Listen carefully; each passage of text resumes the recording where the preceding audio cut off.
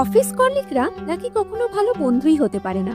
এটা যে কত বড় ভুল, কিছু মানুষের সাথে কর্মক্ষেত্রে এসে পরিচয় না হলে জানতেই পারতাম না। হাজারো টক্সিসিটি, সিনিয়রগিরি, অফিস পলিটিক্সের মাঝেও হাতে গোনা কিছু এমন মানুষকে খুঁজে পাওয়াই যায় যাদের সাথে বয়স, ভাষা বা কালচার নির্বিশেষে ভাইস ম্যাচ করেই যায়। এই মেয়েটি যার সাথে আজকে পিজা পার্টি করছি, সে আমার অফিসের জুনিয়র, কিন্তু একদম আমার বন্ধুর মতো। আর এই পার্টিটার কারণ ছিল আমার temporary farewell. Hybrid model work কালচারের জন্য প্রায়ই আমি আমার ওয়ার্ক লোকেশন আর হোম টাউনের মধ্যে ট্রাভেল করে থাকি। বেশ কিছুদিন এখানে থেকে এবার বাড়ি ফেরার পালা। তাই বাড়ি ফেরার ঠিক আগের দিন রাত্রে এক প্রকার তারই আবদারে তার রুমে করে ফেললাম pizza party.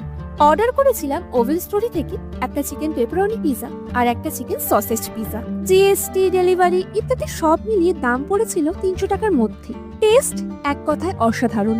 Chilli flakes, oregano উপর থেকে ছড়িয়ে টমেটো কেচাপ দিয়ে পিজাটা এনজয় করলাম। আমাদের পিজা তো 15 মিনিটেই শেষ, কিন্তু আমাদের গল্প সে তো অফুরন্ত।